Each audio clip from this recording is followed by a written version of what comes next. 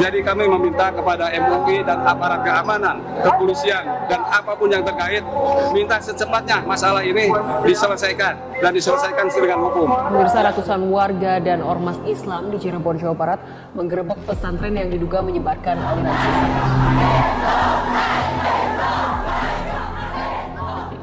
Cuma informasi dari anggota yang keluar itu sampai-sampai kalau kita sholat itu harus ada fotonya dia.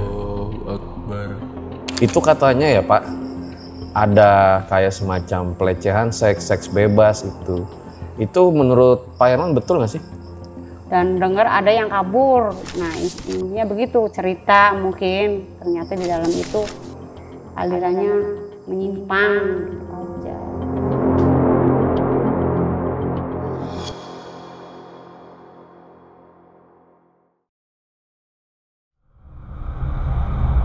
Kembali lagi bersama gue Fajar Aditya, kali ini di Om Mamat segmen baru, Om Mamat Pasca Tragedi.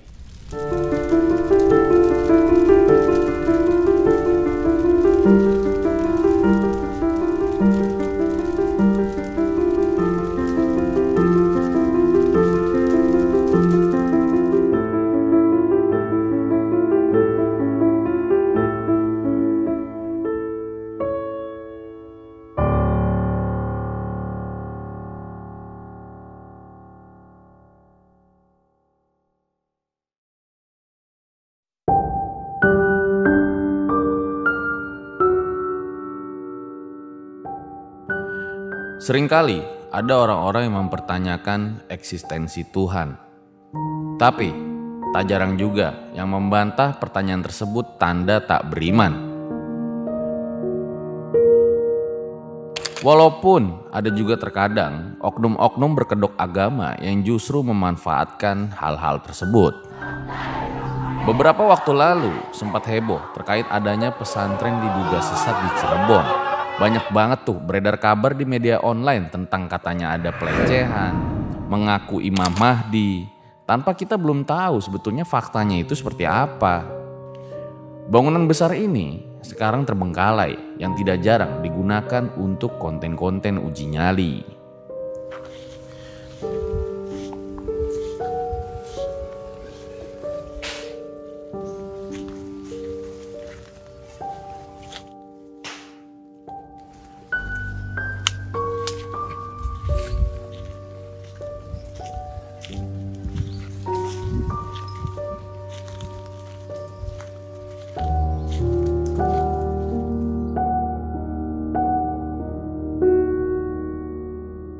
Sekarang gue udah ada di belakang, dimana dulu ini oleh sebagian kalangan disebut pesantren, tapi sebagian kalangan menyebutnya sebagai yayasan. Nah, diduga yayasan ini menyebarkan ajaran sesat hingga akhirnya ditutup.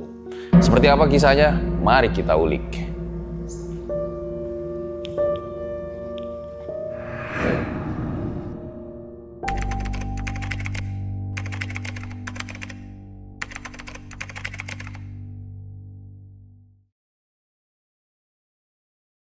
Selamat menjalankan ibadah puasa buat kalian semua. Live dari Cirebon, sekarang gue sudah kedatangan.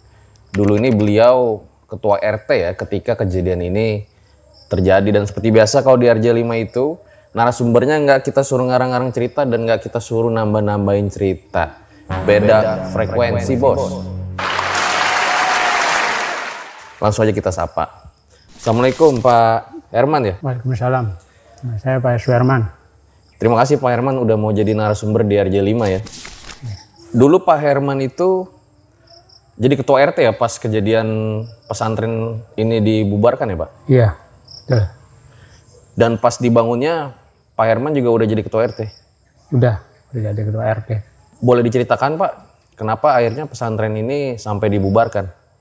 Ya dari narasumber dari masyarakat setempat. Itu ada kejanggalan-kejanggalan di dalam pesantren Torekot Naksabandia Qadiriyah. Nah, di situ kan berarti masyarakat kan udah mulai udah nggak seneng dalam adanya pesantren di sini karena selalu berliku-liku yang dulu awalnya itu bukan untuk pesantren. Jadinya untuk majelis taklim. Nah, berkembang berjalannya waktu ternyata untuk pesantren. Nah, setelah pesantren yang saya tahu itu murid-murid untuk anak-anak kecil itu nggak ada. Hanya adanya orang-orang dewasa yang udah di mungkin umur 40 ke atas lah. Nah, ternyata udah berjalan lagi, ternyata untuk Tarekat Naqsabandiyah Qadiriyah. Dan itu juga saya juga dari Tarekat, mungkin tahu persis lah gimana sih Tarekat itu. Dan untuk jalurnya dari mana sih, itu nasabnya. Nah, itu kan kalau ini dia mengaku-ngaku nasabnya dari Kiai Qasim. Ternyata bukan. Nasabnya itu dari Indramayu. Baik. Pak Herman, mungkin boleh dijelaskan kejanggalan-kejanggalan di pesantren itu yang ditemukan oleh warga itu apa aja, Pak? Ya, terutama untuk warga itu kalau ada acara-acara kegiatan di sini, itu masyarakat setempat nggak pernah diajak, nggak ada yang pernah diundang. Dan mungkin saya dulu juga saya ternak sapi di sini. Dan itu yang anggota yang untuk melihara sapi di sini itu izin sholat nggak boleh. Nah, itu waktu sholat duhur itu nggak boleh. Padahal di dalam kan ada masjid ya? Ada di dalam, ada masjid. Alasannya apa nggak boleh, Pak? Ya alasannya sih kurang tahu persis. Dia ngomong cuma takut kalau pintunya dibuka itu takut ada kehilangan. Itu alasan dia. Tapi kan setahu saya itu yang namanya Tarekat Naqsabandiyah Qadiriyah itu ya bebas, siapa aja. Nggak pernah yang sampai tertutup, nggak pernah. Saya kebetulan kan dari Kiai Qasim, Syekh Tolha. Nah itu Kiai Qasim kan Syekh Tolha itu bapaknya. Jadi mungkin kalau yang saya tangkap, warga sini tuh jadi bertanya-tanya ya Pak, kok iya, kita kenapa nggak boleh sholat di dalam gitu? Iya. Ya seperti itu. Karena kan kalau saya baca di berita-berita ya, nanti beritanya bisa ditampilin. Itu katanya ya Pak, ada kayak semacam pelecehan seks bebas itu. Itu menurut Pak Herman betul nggak sih? Kalau menurut Pak Herman sih, saya rasa nggak ada. Seperti itu tuh nggak ada. Jadi tuh hanya isu-isu aja berarti? Hanya isu-isu aja. Logikanya gimana kalau kita istilahnya Tarekat itu nggak nyampe ke situ sih ya. Kalau ajaran Tarekat itu nggak nyampe ke situ. Bahkan kalau untuk perempuan juga hanya ngasih isyarat kalau dia waktu di beat. Di beat itu kalau untuk perempuan hanya ngasih isyarat. Yang menyentuh ininya atau menyentuh ini kepala. Soalnya latifatul ruh, latifatul qalbi itu ada di sini semuanya.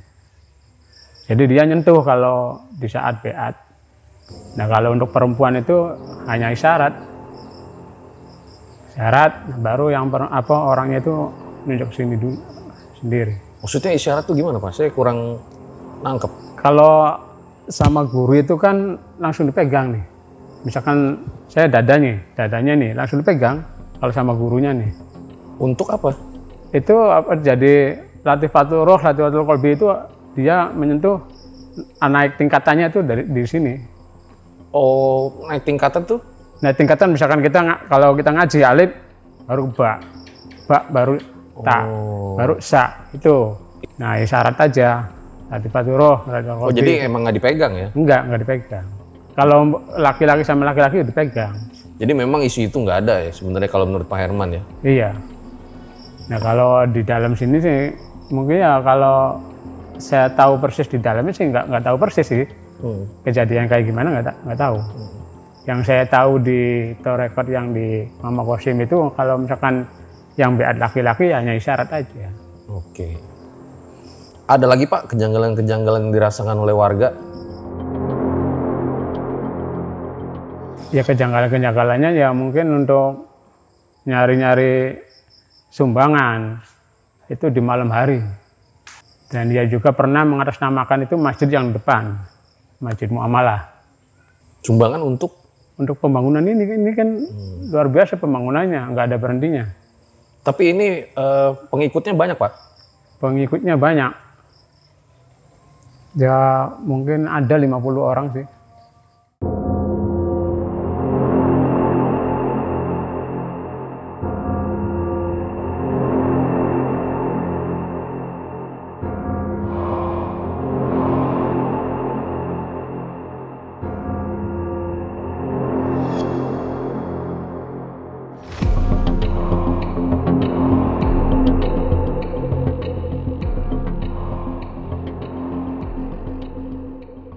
Sumpah guys, tadi pas gue masuk ke dalam, jadi gue nih orangnya selalu berpikir logis ya, rasional ya.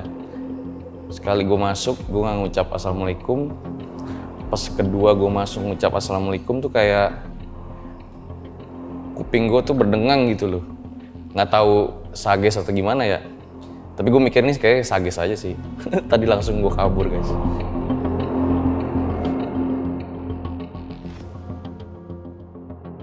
Di dalam itu juga cukup luas ya Pak, kalau kita lihat ya. Luas. Bahkan mungkin masjid yang di depan juga yang sekarang dipakai itu mungkin luasan ini. Lebih luas. Ada apa aja sih Pak di dalamnya itu Pak? Ya kalau sekarang sih ya cuma mimbar aja sih. Kalau dulu? Kalau dulu ya sama, paling mimbar sama hijab aja. Hijab. Kalau hijab tuh kayak kain pembatas itu. Antara perempuan dan laki-laki itu kan ada kain pembatas. Pondok-pondok itu asrama ada juga? Ada, tapi untuk anggota yang udah masuk tarekat ya. Berarti awal mula sebelum dibubarkannya itu ada laporan gitu Pak ya dari? Ada laporan dari anggota yang dulu pernah jadi muridnya di sini. Cukup banyak laporannya? Cukup banyak. Yang setahu saya itu kemarin itu kurang lebih 9 orang yang mengadukan, dan itu juga dia sampai-sampai menyatakan ibaratnya tuh berani tanda tangan di atas materai. Oke. Itu kalau kayak gitu melapornya ke desa apa ke MUI atau gimana Pak? Awal itu kan dari MUI dulu tuh, MUI terus tembus ke SPI langsung ke pengadilan, diajuin ke pengadilan langsung. Itu kan langsung beberapa hari kemudian langsung diproses dan sidang. Oh berarti lewat jalur hukum ya? Lewat jalur hukum. Berarti sudah sesuai prosedur lah gitu ya Pak? Sesuai prosedur. Saya juga baca nih di artikel mana gitu ya, katanya ada yang mengaku-ngaku sebagai Imam Mahdi, itu betul apa tidak Pak? Kalau yang saya tahu itu sebenarnya enggak seperti itu. Cuma informasi dari anggota yang keluar itu sampai kalau kita sholat itu harus ada fotonya dia. Ada fotonya gurunya. Tuh, kalau sampai kayak Imam Mahdi sih enggak kayaknya, orang kelihatannya kalau sholat juga benar kelihatannya tuh. Kalau mungkin untuk zikir, untuk tarekat itu benar. Soalnya kan saya tahu persis yang namanya tarekat itu ya jalurnya seperti itu. Oke. Intinya sih kalau tadi yang saya tangkap dari obrolan ini, jadi ada kejanggalan-kejanggalan yang diduga itu takutnya melenceng gitu ya, seperti itu ya? Iya, takutnya melenceng. Sekarang terbengkalai Pak? Sekarang terbengkalai.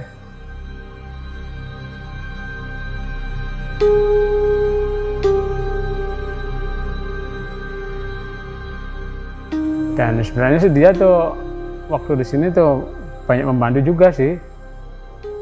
Kayak jalan ini kan tadinya belum sebagus inilah ibaratnya tuh. Dengan adanya pesantren di sini, dia kan selalu nyari urugan itu kan dia terus yang berjalan. Oke. Sampai terjadinya jalan lah. Baik. Nah sekarang kalau sudah terbengkalai gini, katanya sering disalahgunakan ya Pak? Ya disalahgunakannya ya ada orang-orang yang itu aja, yang ekspor gitu di sini tuh. Kayak Uji Nyali itu tuh. Kayak Uji Nyali itu kan juga pernah juga di sini. Nah nanti guys, sebelum kita ke saksi selanjutnya, mungkin ini pertanyaan terakhir Pak. Harapan dari Bapak apa nih tentang jangan sampai adalah kejadian-kejadian seperti ini lagi atau gimana gitu? Nah saya kan sebagai masuk lembaga desa itu sebagai LPM anggotanya. Nah itu juga kan ibaratnya walaupun gimana juga kita kan masih ya ada ikatan dari desa tuh. Nah kemarin sama MUI itu saya berusaha untuk masjid ini tuh kira-kira bisa keambil sama masyarakat setempat. Bisa digunakan lah. Bisa digunakan dengan baik. Dan melalui jalur-jalur yang saya tempuh itu melalui jalur-jalur ke Depak dulu. Nah, ternyata di Depak juga itu nggak ada yang namanya tanah wakaf, itu nggak ada. Tanah wakaf dari sini nggak ada. Jadi intinya Bapak berharap daripada terbengkalai gitu, bangunannya bisa digunakan untuk ya bermanfaat lah buat warga desa seperti Betul. itu. Baik, terima kasih Pak sudah berbagi informasi ke RJ5. Semoga dapat diambil oleh teman-teman. Kita akan lanjut ke next narasumber.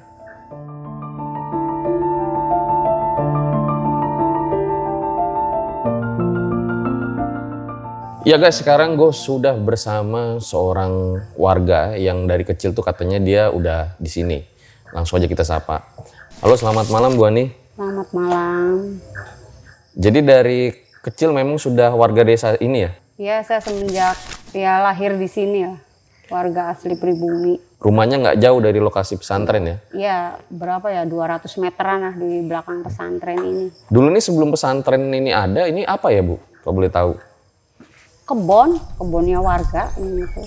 Sebelum jadi yayasan ini, ya di pesantren ini tuh, tadinya kebun. Sampai akhirnya jadi pesantren? Iya. Ibu lihat juga tuh proses pembangunannya? Ya, kebetulan orang tua saya kan punya sawah atau kebun yang melewati pesantren ini. Jadi kadang saya kalau orang tua lagi ada kegiatan di sawah gitu, panen apa, tanam padi gitu kan, ngirim makanan gitu, jadi tahu lah. Terus kan nggak jauh juga gitu, jadi ya semua pada penasaran mau dibikin apa. Sebelum berita pesantren ini viral Bu, mungkin ini pesantren atau yayasan bisa dibilangnya ya? Kalau yang tertera tadinya di jalan raya mah itu tuh yayasan. Yayasan itu. Jadi kalau berita-berita yang menuliskan pesantren mungkin lebih tepatnya yayasan ya? Iya, tulisannya si yayasan dari mulai depan sampai pas belokan mau arah sini pesantrennya ke yayasan. Kan banyak banget tuh berita beredar Bu tentang yayasan sesat gitu ya. Yang katanya sih mungkin tadinya perizinannya bikinnya pesantren, ngomongnya sih itu tuh. Gitu. Ibu tapi dengar juga tentang hal itu?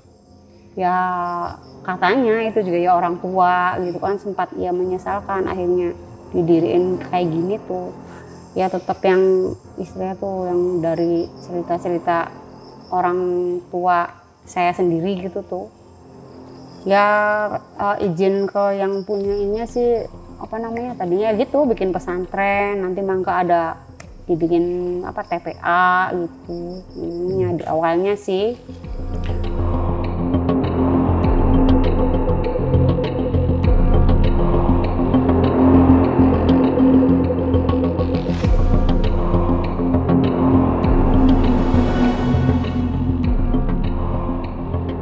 Ibu mengalami nggak kejanggalan-kejanggalannya? Ya kalau saya sih nggak langsung lihat, cuman ya orang tua gitu aja yang biasa di sini.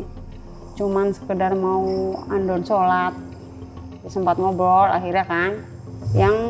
Yang saya tahu mah itu masjid tuh nggak bisa buat warga sekitar dan kayak seolah tuh dilarang gitu nggak boleh. Ada aja alasannya gitu. Ya nggak tahu entah itu mau motor hilang kayak atau apalah gitu. Jadi gerbang tuh rapat aja itu tuh, nggak pernah ini. Dan saya tuh ya waktu itu kebenaran saya tuh RW waktu sebelum ya waktu di zaman itunya tuh ya waktu pesantren itu masih saudara, nggak jauh lah. Kebenaran ada orang tua yang lapor itu ke ketua RW setempat nyari anaknya yang katanya masuk ke pesantren itu. Dia izin pengen ketemu itu nggak boleh. Nah dari awalnya di situ kayak gitu dan dengar ada yang kabur. Nah intinya begitu cerita mungkin ternyata di dalam itu alirannya menyimpang gitu aja. Menyimpang dari ajaran agama Islam yang ditetapkan MUI gitu. Makanya mungkin ya gitulah dibubarin tuh karena tidak sesuai dengan ajaran. Waktu itu rame ya warga, Bu? Rame hampir tiap hari. Tiap hari? Iya, di sini tuh demo tuh hampir tiap hari karena kenceng-kencengan dari pihak pesantren nggak mau keluar. Kita pengen ngebubarin ya, akhirnya kan makanya ormas apa pada turun. Perangkat-perangkat pemerintah lah. Iya, ini kan laporan dari sini-sini terus. Ya akhirnya dibubarin lah. Malam itu tuh ya udah kalang kabut semua lah yang di dalam tuh. Bawa truk nggak tahu pindahnya kemana sekarang. Bahkan ya adalah warga sekitar juga yang masuk gitu ke sini. Kalau menurut Ibu Ani yang menyimpang itu seperti apa sih? Ya saya juga nggak terlalu apa ya waktu itu karena saya juga satu sibuk ngurusin usaha sendiri, punya anak kecil, jadi ya namanya berita ini aja dari orang-orang kayak gitu aja. Contoh beritanya kayak gimana, Bu? Kalau contoh berita ya itu aja, cuman yang tahu tuh masjid tidak bisa digunakan orang sekitar. Terus yang katanya tadinya ada santrinya tuh, istilah tuh terdiri dari bukan yang tadi awalnya pesantren. Jadi itu kayak semacam satu keluarga masuk bisa gitu. Maksudnya gimana, Bu? Suami istri jadi anggota di situ. Gitu. Emangnya nggak boleh? Apanya? Kalau suami istri masuk tuh nggak boleh? Boleh, maksudnya tuh bukan pesantren khusus buat anak-anak sekolah gitu. Oh, tadinya bilang buat anak-anak. Iya kan, tadi ngomongnya mau dibikin TPA kan gitu, izinnya tuh. Ya cuman nggak ngerti ya kayak gitu. Yang dengar berita ininya, cuman kan waktu itu sayanya nggak terlalu mengikutin gitu tuh. Ya kalau demo sih cuma sekedar lihat, ikut tuh yang namanya juga penasaran. Demo itu berlangsung lama? Ya lumayan lama. Diikutin ramai ya? Iya, ya hampir tiap sore tuh pasti. Karena kebenaran lagi full gitu ininya. Orang sih sempat takut juga sih nggak pada keluar itu di dalam gitu. Katanya pagarnya sampai roboh tuh benar atau tidak, Bu? Iya. Iya karena ya itu gontok-gontokan sama warga sekitar sama ormas. Ya itu Pak RT yang tahu. Seperti itu sama istilah perangkat desa sama ormas. Sekarang udah terbengkalai berapa lama, Bu? Dari tahun 2014 aja sampai ke sini nggak tahu berapa tahun tuh. 9 tahun ya. Katanya suka disalahgunakan gitu. Pernah di sini gitu, uka-uka ada yang cuman sekedar nyari ya itulah bikin konten gitu. Bikin nggak tahu lah cari-cari apa ya yang serem-serem katanya gitu aja. Banyak sih yang Kalau pemuda datang buat mabok gitu kan ada juga ya? Ya dulu sempat. Cuman kebenaran waktu itu saya ngejabat jadi RW waktu itu. Berapa ya? 7 tahun yang lalu lah gitu. Pertama kali. Ya istilahnya tuh program saya kebenaran kan siskamling. Jadi tiap malam tuh gantian ini aja. Ya muternya sampai sini ya. Alhamdulillah jadi aman lah gitu. Makanya apalagi sekarang perangkat desa ya Pak Kuwu sendiri lah menyarankan boleh mengeksplor silakan tapi dengan seizin RT RW setempat dan tidak mengganggu ketenangan warga sekitar gitu aja. Makanya nggak boleh lah istilah tuh buat kalau malam dulu pada ada sih yang gitu bikin konten jerit-jerit gitu buat menarik katanya bahasnya kan gitu biar banyak followers apa gitulah. Ya sekarang mah enggak, masanya nggak boleh. Kan terbengkalai nih, Bu. Iya. Ada cerita-cerita horor nggak sih? Banyak. Ya orang sekitarnya aja. Itu yang sebelah situ yang punya warung. Suka nggak dengar suara yang ya kayak bangsa-bangsa gitulah. Banyak sih orang sekitar pada cerita. Ya seperti saya sendiri ngerasain Mas waktu itu nemenin konten kreator. Itu padahal siang bolong gitu. Sebelum zuhur lah. Kita tuh ngobrol di sini ya, ngobrol ngalor ngidul. Nah dia tuh izin, ibu katanya di situ aja berdiri di depan ngobrol ngambil gambar pesantrennya gitu tuh ya Mas. Udah gitu ke situ terus masuk kita berdiri lagi di situ. Itu kaki keluar dari sana tuh Mas kayak apa? Berat. Gitu kayak berat banget. Nah ada yang ngobrol itu ya ibu sebelah juga pernah ngalamin gitu. Itu tuh Bu banyak anak kecil-kecil katanya gitu, itu tuh ngikutin. Pernah waktu itu siang bolong padahal tuh nganterin YouTuber waktu itu tuh ke dalam, setelah keluar dari situ tuh berat. Nah saya bilang itu tuh Bu katanya sama warung yang biasa kita ngobrol kalau ada YouTuber, ada itu kita mampir ke situ. Emang Bu kata situ tuh banyak anak kecil. Wong anak saya aja yang kecil sering lihat, malah saya sendiri bahkan pernah katanya ada suara apa namanya kayak gereman gitu gede banget. Itu jam berapa? Masih jam 10-an kurang lebih tuh, jam 10 malam. Gitu aja itu tuh ya saya ngalamin sendiri tuh gitu Mas, nggak biasa-biasa tuh siang bolong kok merinding semua, perasaan tuh berat. Nah sampai dia bilang iya Bu katanya ada, kata si YouTubernya tuh. Iya Bu anak kecil katanya ikutin, bentar ya Bu, malah dianya yang gitu, dia yang nyuruh pergi, dianya yang istilahnya tuh ngituin, yang ngusir. Maaf ya Bu katanya, ya dia nanti saya apa-apa enggak, barangkali ngeganggu sampai ke rumah. Saya kan nggak mau ya Mas ya, barangkali gitu.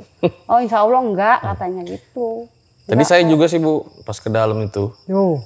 Iya Pas yang ke dalam apa sih itu yang ke rumah ya? Rumah enggak yang ujung ini apa sih? Masjid ya? Iya masjid. Bekas masjid ya? Iya pas saya masuk 2 kali kan. Yang pas kedua nih, nanti ada video nih kalian lihat aja deh.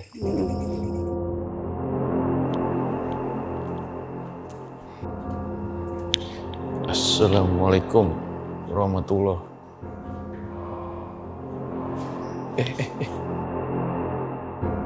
Nggak tahu sih sage sama gimana ya Bu. Iya.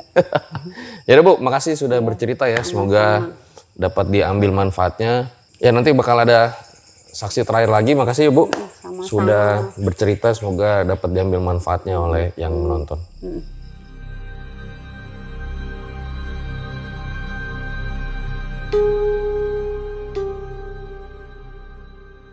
Sayang sekali, saksi terakhir menolak untuk diwawancara, entah alasannya apa.